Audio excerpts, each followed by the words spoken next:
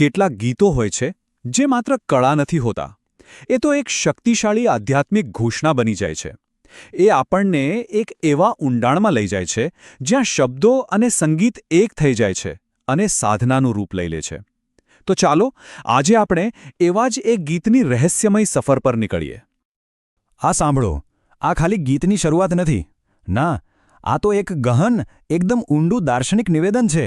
જરા વિચારો એ વ્યક્તિ વિશે જેણે બહારની દુનિયાના બધા જ સહારા છોડી દીધા છે અને બસ પોતાની અંદરની યાત્રા શરૂ કરી દીધી છે. આ શબ્દો સીધા એના હૃદયમાંથી નીકળેલા છે.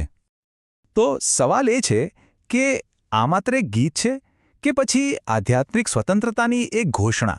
આજે આપણે આને જ સમજવાની કોશિશ કરીશું. આપણે આ ગીતને ગીતાના જ્ઞાનથી લઈને સૂફીવાદના પ્રેમ સુધી અલગ અલગ દૃષ્ટિકોણથી જોઈશું. ચાલો સાથે મળીને શોધીએ કે આ સાવ સરળ લાગતા શબ્દોમાં કેટલી ગહન આધ્યાત્મિક સચ્ચાઈ છુપાયેલી છે. કોઈપણ સાધકની યાત્રાનો જે પહેલો અને કદાચ સૌથી હિંમતવાળો તબક્કો છે ને, એ અહીંથી જ શરૂ થાય છે, જ્યારે એ સભાનપણે જાણી જોઈને બાહ્ય માન્યતાઓ અને ભીડથી પોતાને અલગ કરે છે. અને વિશ્વાસ કરજો, આ એક એવું પગલું છે જે બધું જ બદલી નાખે છે. તો આ કારવાં શું છે? કારવાં એટલે ભીડ, સમાજ, પરંપરા, બહુમતીનો જે અભિપ્રાય હોય છે ને, એ. એટલે જ્યારે ગીતકાર કહે છે કે કારવાં કી તલાશ નહીં, તો એનો અર્થ બહુ ઊંડો છે. એ એમ કહી રહ્યા છે કે હવે મને સમાજની સ્વીકૃતિ નથી જોઈતી, મને બહુમતીના સમર્થનની કોઈ જરૂર નથી. કેમ? કારણ કે હવે એમના માટે ભીડમાં મળતી સલામતી કરતાં સત્યનો એકલો માર્ગ વધુ વહાલો થઈ ગયો છે. અને આ વિચાર સીધો આપણને ક્યાં લઈ જાય છે? ભગવદ્ ગીતા પાસે.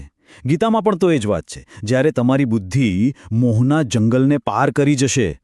ગીતા પણ એ જ શીખવે છે કે સત્યની શોધ ભીડમાં નથી થતી, એ તો એકાંતમાં, મોહના જંગલને પાર કરીને જ શક્ય બને છે. આ સંપૂર્ણપણે એકાંતની યાત્રા છે, બીજું કંઈ નહીં. તો જુઓ, અહીં બે રસ્તા સ્પષ્ટ દેખાય છે. એક છે ભીડનો માર્ગ, જ્યાં સ્વીકૃતિની જરૂર પડે, જ્યાં રૂઢિઓને અનુસરવું પડે. અને બીજો છે સાધકનો માર્ગ, જ્યાં સત્યની શોધ છે, જ્યાં એકલા ચાલવું પડે છે અને જ્યાં અજ્ઞાતને અપનાવવું પડે છે. એટલે આ પંક્તિ છે ને, એ ખરેખર તો આત્મનિર્ભર ચેતનાની એક જોરદાર ઘોષણા છે. સારું, તો ભીડથી તો અલગ થઈ ગયા. હવે શું? હવે શરૂ થાય છે અંદરની યાત્રા. આ એક અત્યંત સંવેદનશીલ તબક્કો છે જ્યાં સાધક પોતાની અંદર ઉતરે છે અને તૂટેલા હૃદય સાથે સત્યની શોધ શરૂ કરે છે. અને આ ગીત છે ને, આ વાતને એટલી સુંદર રીતે વ્યક્ત કરે છે. મેરે શોકે ખાના ખરાબ કો, જરા આ પંક્તિની ઊંડાઈ તો જુઓ. કેટલી વ્યક્તિગત વાત છે. અહીં ખાના ખરાબ એટલે કે બરબાદ ઘર એ કોઈ ઈંટ પથ્થરનું મકાન નથી. ના, એ તો પોતાનું જ હૃદય છે. એક એવું તૂટેલું હૃદય જે હવે દુનિયાથી વિમુખ થઈને પરમાત્માના માર્ગની શોધમાં નીકળી પડ્યું છે. પણ એક વાત ખાસ યાદ રાખવા જેવી છે. આ ખાના ખરાબ એટલે કે બરબાદ ઘર એ કોઈ નિરાશાની સ્થિતિ નથી, બિલકુલ નહીં. આ તો આધ્યાત્મિક તત્પરતાની નિશાની છે. કારણ કે જ્યારે દુનિયાવી વસ્તુઓથી મન તૂટે છે, ત્યારે જ, બસ ત્યારે જ, એ પરમાત્મા તરફ વળવા માટે સાચા અર્થમાં તૈયાર થાય છે. આ એ જ ક્ષણ છે જ્યાંથી અહંકાર ઓગળવાની શરૂઆત થાય છે. અને એટલે જ કહેવાય છે કે તૂટેલું હૃદય પરમાત્માની સૌથી નજીક હોય છે.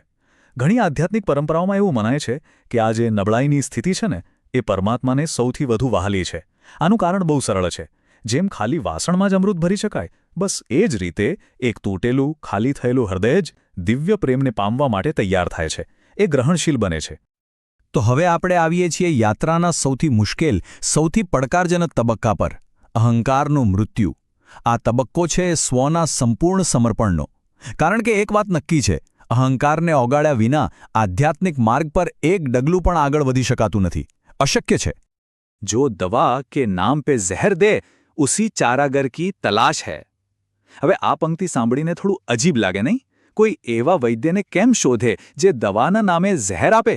પણ આમાં જ તો સૂફી દર્શનનું એક ગહન સત્ય છુપાયેલું છે. અહીં વાત થઈ રહી છે સાચા આધ્યાત્મિક ગુરુની.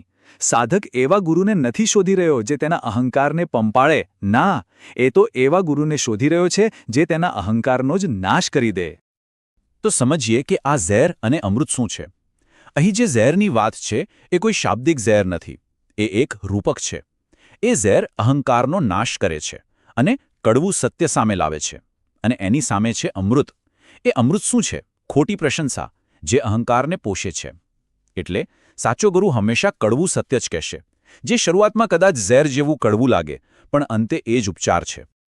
સાચા ગુરુની પદ્ધતિ કેવી હોય?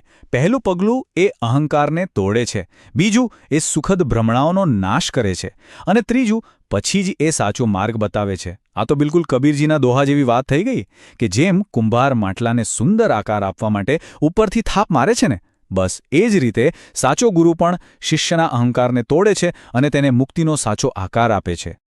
અને હવે યાત્રાના અંતે મને સર્વોચ્ચ શિખર પર આપણે આવી પહોંચ્યા છીએ, પ્રેમ, અંતિમ સત્ય. આ એ તબક્કો છે જ્યાં દિવ્ય પ્રેમની અનુભૂતિ થાય છે. જ્યારે બધી શોધ, બધી તલાશ પૂરી થઈ જાય છે ને, ત્યારે ફક્ત ને ફક્ત પ્રેમ જ બાકી રહે છે. તેરા ઇશ્ક હૈ મેરી આરઝુ, તેરા ઇશ્ક હૈ મેરી આબરૂ. અહીં ગીત એની ચરમસીમા પર પહોંચે છે. બધી જ શોધ હવે સંપૂર્ણપણે ઇશ્ક એટલે કે દિવ્ય પ્રેમ તરફ વળી ગઈ છે. હવે સાધકની પોતાની કોઈ ઓળખ નથી, કોઈ ઈચ્છા નથી, કશું જ નહીં. બધું જ એ પરમ પ્રેમમાં વિલીન થઈ ગયું છે. તો સવાલ થાય કે આ દિવ્ય ઇશ્ક અને આપણે જે માનવ પ્રેમની વાત કરીએ છીએ એમાં ફરક શું છે? જો, માનવ પ્રેમનો આધાર શરતી હોય છે, જ્યારે દિવ્ય પ્રેમ બિનશરતી છે. માનવ પ્રેમનું ધ્યાન અધિકાર જમાવવા પર હોય છે, જ્યારે ઇશ્કનું ધ્યાન સમર્પણ પર હોય છે. અને આ જ કારણે એક પ્રેમ બંધન બની જાય છે અને બીજો મુક્તિનો માર્ગ ખોલી દે છે. ટૂંકમાં, ઇશ્ક એ કંઈક મેળવવાની નહીં, પણ પોતાને સમર્પિત કરી દેવાની કળા છે. તેરા ઇશ્ક મેં કૈસે છોડ દૂં, મેરી ઉમ્ર ભર કી તલાશ હૈ. આ અંતિમ પંક્તિઓ બધું જ સ્પષ્ટ કરી દે છે. હવે શોધ અને લક્ષ્ય અલગ રહ્યા જ નથી, બંને એક થઈ ગયા છે. હવે પ્રેમ ફક્ત માર્ગ નથી, એ જ મંઝિલ છે. આખા જીવનની જે શોધ હતી એનું ફળ જ આ પ્રેમ છે. તો પછી હવે એને છોડવાનો સવાલ જ ક્યાંથી આવે? તો આ ગીતનો મુખ્ય સંદેશ શું છે? જ્યારે સત્ય મળે છે ત્યારે ભીડની જરૂર નથી રહેતી, જ્યારે આત્મા જાગે છે ત્યારે સાથીની જરૂર નથી રહેતી, અને જ્યારે પ્રેમ જ સર્વસ્વ બની જાય છે ત્યારે જીવન પોતે જ એક પ્રાર્થના બની જાય છે. એટલે આ ગીત છે ને, એ માત્ર એક ગીત નથી, એ તો આધ્યાત્મિક પ્રગતિનો એક આખો નકશો છે. અને અંતે એક સવાલ, એક ગહન સવાલ આપણી સામે આવીને ઊભો રહે છે. જ્યારે શોધનો અંત પ્રેમમાં થાય, ત્યારે શું યાત્રા ખરેખર પૂરી થઈ જાય છે? કે પછી એક નવી અનંત યાત્રાની શરૂઆત છે? આ પ્રશ્નનો જવાબ કદાચ દરેકને પોતાની અંદર જ શોધવો પડશે.